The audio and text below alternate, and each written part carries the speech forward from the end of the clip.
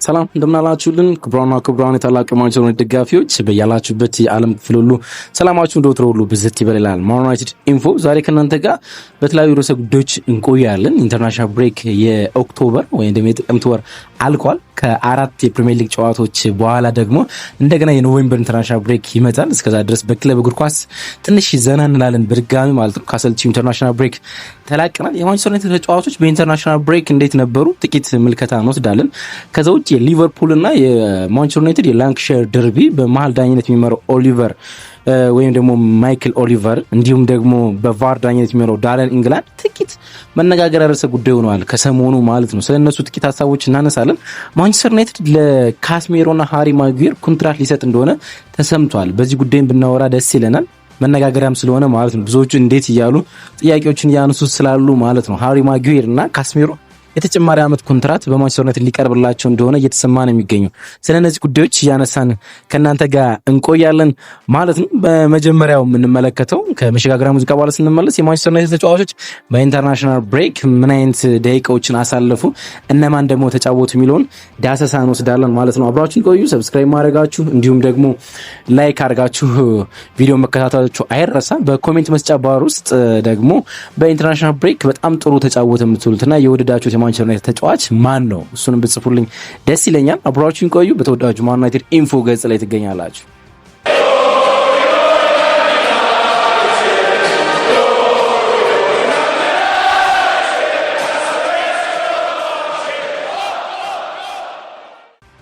ከአጥቂ ስፍራ ተጫዋቾች ነው የምንጀምረው። በኢንተርናሽናል ብሬክ ወቅት የነበራቸውን ጊዜያቶች ለመቃኘት ማለት ነው። ከአማድ ዲያሮ የኮት ዲቫር ፐርፎርማንስ እንጀምር። ሁለት ጨዋታዎች ኮት ዲቫር አርጋ ነበረ። ሲሼልስን ከሜዳ ውጭ 7-0 ስታሸንፍ በጨዋታው ውስጥ አልተሰለፈም ነበረ አማድ ዲያሎ።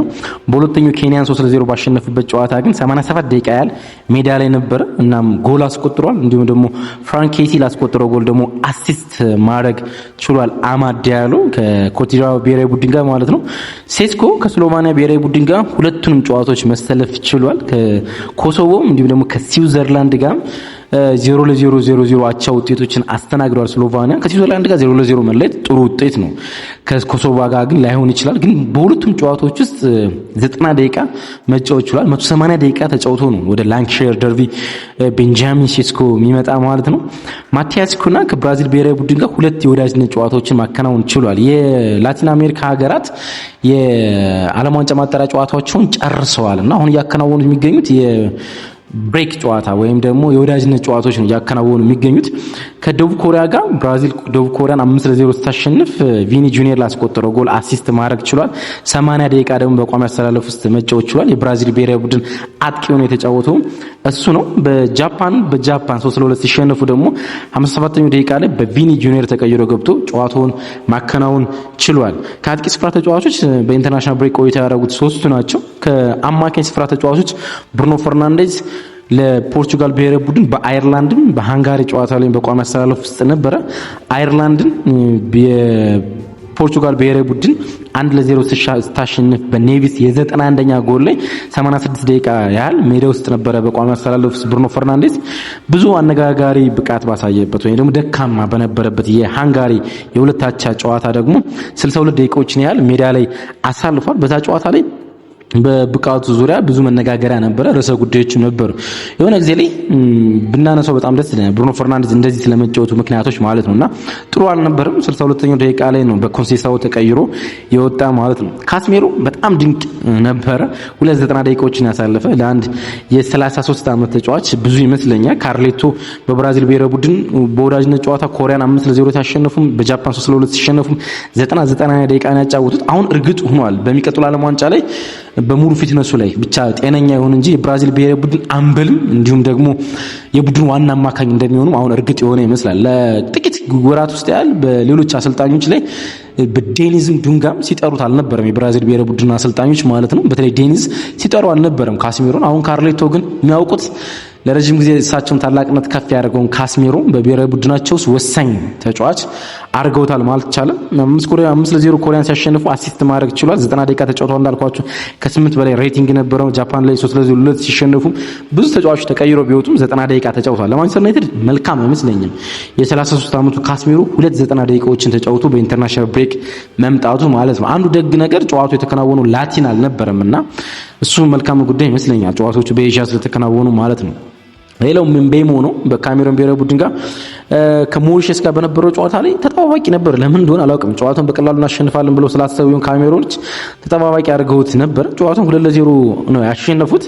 በካርሎስ ባሌባ ማንቸስተር ዩናይትድ አጥብቀው በሚፈልገው የአማካኝ ስፍራ ብራይተኑ ተቀይሮ ገባ፣ ጎል ማስቆጠረ። ሁለተኛው የማሸነፊያ ጎል ያስቆጠረው እሱ ነው። ከአንጎላ ጋር በሜዳቸው በተከናወነ ጨዋታ ደግሞ ሙሉ 90 ደቂቃ ነው የተጫወተ፣ ግን ጎል ማስቆጠር አልቻለም። ብራያን ምቤሞ ዳሎ እንግዲህ የዊንግ ባክ ተጫዋቾች እንዳማካኝ አይደለም የሚቆጠሩት። ዌብሳይቶችን ብትመለከቱ ፓትሪክ ዶርክና ዳሎ እንዳማካኝ ነው የሚቆጥራቸው፣ ምክንያቱም የሚጫወቱ በ3-4-3 ማንቸስተር ዩናይትድ ስለሆነ ማለት ነው። ዳሎ ከሃንጋሪ ጋር በነበረ የፖርቹጋል ብሔራዊ ቡድን ጨዋታ ላይ አልተሰለፈም። ከአየርላንድ ጋር ደግሞ ቋሚ አሰላለፍ ውስጥ የነበረ 62 ደቂቃዎችን ተጫውቷል። ፖርቹጋል 1-0 አየርላንድ ባሸነፈችበት ጨዋታ ማለት ነው። 62 ደቂቃዎችን ሜዳ ላይ ነበረ። ያን ያህል የሚመሰገን ብቃት ግን ስለማሳየቱ እርግጠኛ አይደለሁም። ፓትሪክ ዶርክ ከዴንማርክ ብሔራዊ ቡድን ጋር በጣም ጥሩ ፐርፎርማንስ አሳይቷል። ከቤላሩስ ጋር በነበረውና እንዲሁም ዴንማርክ 6-0 ባሸነፈችው ጨዋታ ላይ 6-0 ስታሸንፍ ጎል ማስቆጠር ችሏል። እንዲሁም ደግሞ በጨዋታው ውስጥ በጣም አስደናቂ ብቃቱን ነው ማሳየት የቻለው ፓትሪክ ዶርክ። ሆይሉንድ በዛ ጨዋታ ላይ 2 ጎልና 1 አሲስት ማድረግ ችሏል። እንግዲህ ሆይሉንድ ጎል በደንብ እያስቆጠረ ነው የሚገኘው። ምክንያቶች ምን ይሆኑ እርግጠኛ አይደለሁም፣ ግን ጎሎችን በደንብ እያስቆጠረ ይገኛል። አንድ ከጫና ከማንቸስተር ዩናይትድ ፕሬሸር መላቀቁ ይመስለኛል። ጎሎችን በደንብ እያስቆጠረ ነው። ፓትሪክ ዶርክ ግሪክ ጋር በነበረው እና ግሪክ 3-1 ባሸነፉበት ጨዋታ ላይ የቋሚ አሰላለፍ እድል አልነበረውም። ተቀይሮ ነው የገባ። 76ኛው ደቂቃ ተቀይሮ ገባ እና ጨዋታው ማከናወን ቻለ። 24 ደቂቃዎችን ነው ሜዳ ላይ የቆየ ማለት ነው። ወደ ተከላካዮች እንምጣ። ሌኒ ይሮ አሁንም የፈረንሳይ ብሔራዊ ቡድን የዋናው ጥሪ አልቀረበለትም።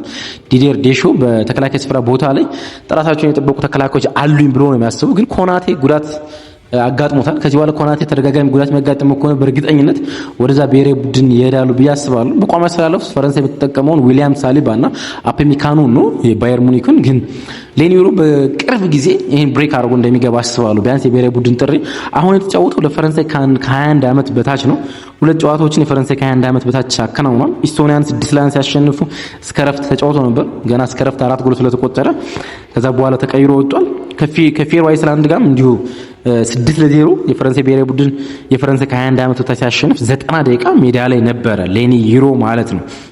እሱን ታዝበናል። ሬቲንጎቹም በጣም ጥሩ ነበሩ። ዲያጎ ሊዮን ወደ ፓራጓይ ብሔራዊ ቡድን ጥሪ ቀርቦለት አምርቶ ነበር። 2 የወዳጅነት ጨዋታዎችን ማከናወን ይችላል። ጃፓን ከፓራጓይ ጋር 2-2 በተለያየችበት ጨዋታ አልተሰለፈም፣ ምንም ደቂቃ ላይ ማለት ነው። እርግጥ ገና ወጣት ተጫዋች ነው። ለማንቸስተር ዩናይትድ ብዙ የመጫወት ደቂቃዎችን ያገኘ አይደለም።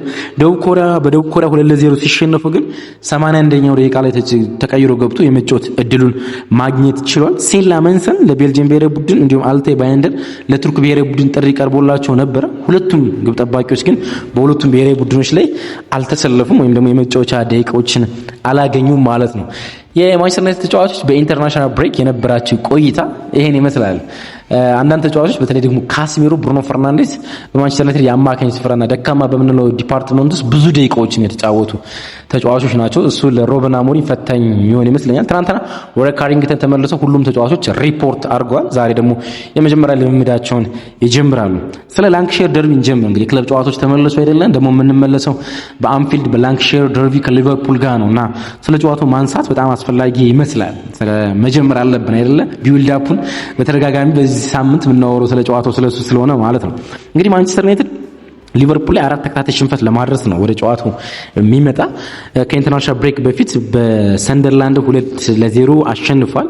በቴብሉ ወደ አጋማሽ እንዲያመጣው ወይም ደግሞ ወደ 10ኛ እንዲያመጣው ያስቻለ ድል ነው። የላንክሼር ደርቢን ማሸነፍ የሚችል ከሆነ ለማንቸስተር ዩናይትድና ለሮበን አሞሪም በጣም ትልቅ ነው። አንደኛ ባክ ቱ ባክ ጨዋታዎችን ያሸንፋሉ።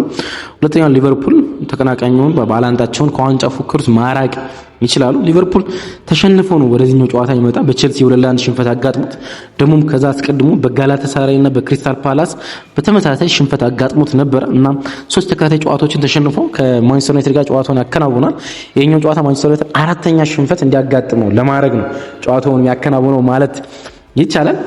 ዩናይትድ ውጤት በአርነ ስሎት ላይ ጫና ለማሳደር በጣም ከፍተኛ ነው ብለን እናስባለን። አርነ ስሎት ብዙ ጫና ያለበት አሰልጣኝ አይደለም፣ ግን 4 ተከታታይ ሽንፈት አንድ እንደ ሊቨርፑል አይነት ቡድን ያለ አሰልጣኝ ሲሸነፍ ነገሩ ከባድ ሊሆን ይችላል። እንግዲህ የእሁዱን ጨዋታ የእንግሊዝ እግር ኳስ ዳኞች ማህበር ፒጄሚኦል የሚባለው ጨዋታውን ማይክል ኦሊቨር እንደሚመሩት እርግጥ አድርጓል።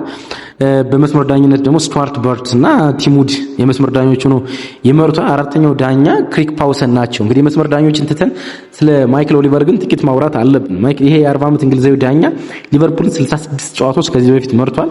ሊቨርፑል በኦሊቨር እየተመራ 31 ጨዋታዎችን አሸንፏል። 21 ጨዋታዎች ናቸው 34 ሽንፈቶች አጋጥመውታል። 105 ቢጫ ካርዶችን ለሊቨርፑል ሰጥቷል። 2 ቀይ ካርዶችን እንዲሁም ደግሞ 18 ፔናልቲዎችን ለሊቨርፑል ሰጥቷል። ወደ ዩናይትድ ጉዳዩን እናምጣው። ዩናይትድ 47 ጨዋታዎችን መርቷል። ማይክል ኦሊቨር በመሃል ዳኝነቱ ነው። 18 ጨዋታ ማንቸስተር ዩናይትድ አሸንፏል። 13 አቻ፣ 16 ሽንፈቶች አሉት። 98 ቢጫ ካርዶችን፣ 5 ቀይ ካርዶችን እንዲሁም ደግሞ 20 ፔናልቲዎችን መስጠት ችሏል። ማይክል ኦሊቨር ማለት ነው እና በማንቸስተር ዩናይትድ ደጋፊዎች ብዙ እምብዛም ይወደድ ሰው አይደለም። ደግሞ አሁን ይህን ጨዋታ ሲመራ በአንፊልድ ያደረግናቸው 2 ተከታታይ ጨዋታዎችን ማንቸስተር ዩናይትድ ከሊቨርፑል ያደረጋቸው መርቷል። አሁን ለ3 ተከታታይ ዓመት በአንፊልድ የምናደርገውን መርሃ ግብር እንዲመራ ነው ፒጄሚኦል እድሉን የሰጠው ማለት ነው። ይሄኛው ማይጠበቅ ይመስለኛል። አንድ ዳኛ በአንድ ሜዳ ላይ 2 ተቀናቃይ ወይም ትልልቅ ቡድኖችን እንዲዳኝ ማድረግ ማለት ነው ፍጹም ማይጠበቅ ነው። ዲሴምበር 2023 ደግሞ ማንረሳው ክስተት አለ አይደለም። ዲሴምበር 2023 ዲያጎ ዳሉን በቀይ ካርድ ያስወጣበት መንገድ ብዙ ሊያነጋግር የሚገባ ይመስለኛል። ያ ቀይ ካርድ ፍጹም ያሰጥ አልነበረም። በጨዋታው ውስጥ ቢጫ ካርድ ሰጠው ነው ወዲያውኑ ቀይ ካርድ የሰጡት። እሱ ደግሞ በጣም አነጋጋሪ ነው። ከሰሞኑ የወጡ ያሉት ፉቴጆች እሱ ናቸውና ለምንድን ነው በተከታታይ ማይክል ኦሊቨር የሊቨርፑልና የማንቸስተር ዩናይትድን ጨዋታ እንዲመራ የሚደረግ የሚለው ጥያቄዎች በደንብ እየተነሱ ነው የሚገኙት። ደግሞ ትክክለኛ ጥያቄ ይመስላል። ግን እሱ ጋር ብቻ አይደለም ጥያቄዎች የሚቀርቡ ዳረን ኢንግላንድ ላይም ጭምር ነው። የቫሩ ዳኛ ማለት ነው ብዙ ኮንትሮቨርሲ ሙቭመንቶች ያሉት አይነት ዳኛ ነው፣ ወይም ደግሞ ብዙ የሚያነጋግሩ ጉዳዮች ያሉት ዳኛ ነው። በተለይ ደግሞ ከሊቨርፑል ጋር ከማንቸስተር ዩናይትድ ጋር ብዙ የሚያነጋግሩ ክስተቶች አሉ። በዚህ ውድድር ዓመትም ሌሎች አነጋጋሪ ክስተቶች አሉ። ሊቨርፑሎች ማይክል ኦሊቨርን አይጠሉትም፣ ማንቸስተር ዩናይትድ ይጠሉታል። ዳረን ኢንግላንድን ደግሞ የቫሩን ዳኛ ደግሞ ማንቸስተር ዩናይትድ ጋር ብዙ ችግር የለበትም። ሊቨርፑሎች ደግሞ አበዝተው ይጠሉታል። የሊቨርፑል ደጋፊዎች ጥያቄያቸውን እያነሱ ያሉት ዳረን ኢንግላንድ ላይ ነው። በተለይ ደግሞ ሴፕቴምበር 2023 ከ2 ዓመት በፊት በስፐርስ 2-1 ሲሸነፉ ሉዊስ ዲያዝ ያስቆጠረውን ኳስ ኦፍሳይድ ያለበት መንገድ ብዙ አነጋጋሪ ነበር። እናም ከጨዋታው በኋላ ኦፍሳይድ እንዳልነበረ የእንግሊዝ ዳኞች ማህበር ፒጂኤምኦልም ሲግኒፊካንት ሂውማን ኤረር ትልቅ የሰው ልጅ ስህተት ብሎ ይቅርታ እንደጠየቀው ሊቨርፑል ይታወሳልና ይሄ ዳኛ እንዲመራቸው በፍጹም አይፈልጉም። አሁን ዳረን ኢንግላንድ እነሱን ያስከፋቸው ይገኛል። ማንቸስተር ዩናይትድ ደግሞ ማይክል ኦሊቨር እንዲመራ አድርጓል። እኔ ዳኞች ጋር ብዙ ሀሳብ መሰንዘር አልፈልግም። የእንግሊዝ ዳኞች የትኩረት ማዕከል መሆን ይፈልጋሉ። እኔ ኤፍኤው እንኳን የሚፈልግ ይመስለኛል። በጨዋታው ውስጥ በዓለም ደረጃ የሆነ ጨዋታ ብቻ ሆኖ ካለፈ በሚዲያዎች ውስጥ ተነባቢነት አይኖረውም። ጨዋታ ብቻ ከሆነ ማለት ነው። ግን አንዳንድ ለዛሉ ጨዋታው ብቻውን ትኩረት ማያገኝ ጨዋታ ላይ የዳኞች ጣልቃ ገብነት እንዲኖር ያደርጉና ያ ጨዋታ ለሚዲያ ሽፋን እንዳያገኝ ያደርጉታል። በዛ ሳምንት ውስጥ የዓለም ሚዲያዎች ሁሉ አንድ ርዕሰ ጉዳይ እንዲያገኙ ያደርጋሉና ፒጂኤምኦል እንግሊዝ ኤፍኤ ዳኞች ሆን ብሎ የሚያደርጉት ነገር ይመስለኛል። በጨዋታው ውስጥ ጣልቃ ገብ መሆን ማለት ነው። ለምሳሌ የሻምፒዮንስ ሊግ ብዙ ጨዋታዎችን ብትመለከቱ ስለ ዳኞች እምብዛም ሲወራ አሰሙም ከጨዋታው በኋላ ማለት ነው። በጨዋታው በውጤቱ ላይ በጣም ብዙ ተጽዕኖ የሚፈጥርና ተደጋጋሚ ስህተቶችን አይፈጽሙም። የእንግሊዝ ፕሪሚየር ሊግ ውስጥ በሳምንት 1 እና 2 ጌም ውስጥ ትልቅ ስህተት እና የሚታይ ግልጽ ስህተቶችን ሲፈጽሙ ትመለከታላችሁ። ሌላ ቡድን ሲጫወት የሚያሰጥ ፔናልቲ አንድ ቡድን ሲጫወት አያሰጥም። ልክ ባለፈው የመጨረሻው ጨዋታ ላይ ከብሬንፎርድ ጋር ስንሸነፍ የምንቤሞን እንቅስቃሴ ማንሳት ይችላል። ኮሊንስ ፍጹም ቅጣት ምት ያሰጥ ነበር። ፍጹም ቅጣት ምት አሰጥቷል፣ ግን ቀይ ካርድ የሚያሰጥ ነበር ለኮሊንስ ማለት ነውና እነዚህ ኢንሲደንቶች ብዙ ናቸው። አሁንም ብዙ አነጋጋሪ ነገሮች የተከሰቱ እንደሆነ ጥቂት ለማንሳት ነው። 2 የኮንትራት ጉዳዮች እናንሳ። ማንቸስተር ዩናይትድ ለሃሪ ማጉዌርና ካስሜሮ ኮንትራት እድል ኮንትራት ሊሰጣቸው እንደሆነ ነው ኦፊሻሊ እየተነገረ የሚገኝ። ሃሪ ማጉዌር ኮንትራቱን የማድስ ፍላጎት እንዳለው ተሰምቷል። በሚቀጥለው ክረምት ኮንትራቱ ይጠናቀቃል፣ ፍሪ ኤጀንት ይሆናል እና ማንቸስተር ዩናይትድ የሃሪ ማጉዌር ኮንትራትን ለማድስ ደሞዙ እንዲቀንስ ይፈልጋል። እርግጥ ለካስሜሮም ተመሳሳይ ጉዳይ ነው የሚነሳ። ስምምነቱ በሱ ፍላጎት የተመሰረተ ነው ተብሏል። ወይም ደግሞ አሁን ከዚህ በኋላ መወሰን ያለበት ሃሪ ማጉዌር ነው ተብሏል። ሃሪ ማጉዌር ኮንትራቱን ቀንሶ የመፈረም ፍላጎት ካለው ማንቸስተር ዩናይትድ ያለ ማድረግ ነው እንግዲህ እየተነገረ ያለ። የመጀመሪያ ንግግር ተደርጓል። ደግሞ በጣም በጥሩ ሁኔታ ነው የመጀመሪያ ንግግሮች የተከናወኑት ነው የተባለ። በማንቸስተር ዩናይትድ እና በሃሪ ማጉዌር ካምፕ ላይ በጣም ጥሩ ንግግሮች፣ ጥሩ መግባባቶች አሉ ነው የተባለ። በሲዝን 7 ጨዋታዎችን ለማንቸስተር ዩናይትድ አድርጓል። ከሌስተር ሲቲ በ80 ሚሊዮን ዩሮ በ80 ሚሊዮን ፓውንድ 2013 ከመጣ በኋላ 253 ጨዋታዎችን ለማንቸስተር ዩናይትድ ማበርከት ችሏል። 190 ሺህ ፓውንድ በሳምንት ከማንቸስተር ዩናይትድ ያገኛል በደሞዝ ከጥቅማ ጥቅም ውጭ ማለት ነው። 3 ተጫዋቾች ብቻ ከሱ ከፍ ያለ ደሞዝ በማንቸስተር ዩናይትድ ያገኛሉ። ካስሜሮ፣ ብሩኖ ፈርናንዴዝ፣ ማቲያስ ዴሊት ብቻ ከሃሪ ማጉዌር ከፍ ያለ ደሞዝ ያገኛሉ። የሳውዲ ክለቦች 500 ሺህ ሳምንታዊ ደሞዝ ሊሰጡት ይፈልጋሉ ለሃሪ ማጉዌር። ይሄን ይቀበላል ወይስ ደግሞ ወደ ማንቸስተር ዩናይትድ ደሞዙን ዝቅ አድርጎ ወደ 100 ሺህ ዝቅ አድርጎ ኮንትራቱን ይፈርማል የሚለው በጣም ኢንተረስቲንግ ጉዳይ ነው። ግን ማንቸስተር ዩናይትድ ኦፊሻሊ ቢድ አድርጓል ለሃሪ ማጉዌር ኮንትራት ለመስጠት ማለት ነው። ተመሳሳይ ጥያቄዎችን ለካስሜሮም እንደዚሁ ነው ማለት ነው። 33 ዓመቱ ላይ ይገኛል። እናም አንዳንድ ጉዳዮችን ማንቸስተር ዩናይትድ ማጤን ጀምሯል ነው የሚባለው። አንደኛው ብሩኖ ፈርናንዴዝ በአመቱ መጨረሻ ወደ ሳውዲ በድጋሚ ሊያመራ ይችላል። አሁን ጥያቄ ሳውዲ ክለቦች የሚያቀርቡለት ከሆነ አይኑ ሊያሽ ይችላል። በተለይ ደግሞ በዚህ ቦታ ላይ የተሰለፈ የሚቆይ ከሆነ ኮቢ ማይኑ ከአሰልጣኙ ጋር አሁንም ደስተኛ እንዳልሆነ ይታወቃል።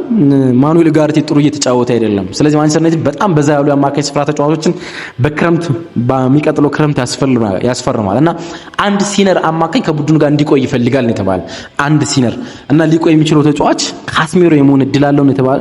በማንቸስተር ዩናይትድ በሳምንት 375,000 ፓውንድ ይከፈለዋል። 375,000 ፓውንድ ከፕሪሚየር ሊግ ሃይስት ተከፋዮች ውስጥ እንደ አንዱ ነው። ጁን ላይ ወይም ደግሞ ሰኔ ላይ ኮንትራቱ ይጠናቀቃል። 2026 የዓለም ዋንጫ ላይ ከብራዚል ቡድን ጀማሪ ተጫዋቾች ውስጥ እንደ አንዱ ነው። እናም ለዛ ጀማሪ መሆኑም ስለሚፈልግ በየሳምንቱ ከማንቸስተር ዩናይትድ ጋር ጥሩ እንዲጫወት ይጠበቃል። እሱም ሲኖር ማንቸስተር ዩናይትድ የተሻለ ይጫወታል። ቀይ ካርዱ ከቸልሲ ጋር በነበሩ ጨዋታ ላይ የተቀበለው ቀይ ካርድ ብዙ ቢያበሳጭም እሱ ሲኖር ቢያንስ የተሻለ እንደሆነ ማንቸስተር ዩናይትድ መናገር ይቻላል። 6 ጨዋታዎችን በዚህ ውድድር ዓመት አድርጓል። 1 ጎልና 1 ቀይ ካርድ ደግሞ ተቀብሏል። እንግዲህ ኮንትራቱን ማንቸስተር ዩናይትድ ያቀርብለታል፣ ምንም ጥያቄ የለውም። ግን የሚያቀርብለት ደሞዙን በጣም ዝቅ የሚያደርግ ከሆነ ነው። ዝቅ ብቻ ሲሆን በግማሽ የሚቀንስ ከሆነ ነው ማንቸስተር ዩናይትድ ለዚህ ተጫዋች ይህን ጥያቄ ሊያቀርብለት የሚችል ነው የተባለ። ትልቅ ኢንቨስትመንት አማካይ ስፍራ ላይ ይኖረዋል። ስለዚህ ሲኒየር አማካይ ለማቆየት ሲባል ካስሜሮ ከማንቸስተር ዩናይትድ ጋር የመቆየት እድሉ ሰፊ እንደሆነ ነው እንግዲህ መረጃዎች እየጠቆሙ የሚገኙት። ከማንቸስተር ዩናይትድ ጋር ወደ ክለብ ጨዋታዎች ለመመለስ እነዚህ እንደ መግቢያ እንጠቀም። ነገ ስንገናኝ በስፋት ስለ አንፊልዱ የማንቸስተር ዩናይትድ እና የሊቨርፑል ጨዋታ በስፋት እንዳስሳለን። አብራችሁ ስለነበራችሁ ከልብ አመሰግናለሁ። ቀናችሁ ብሩህ ይሁን። እንወዳችኋለን። ባይ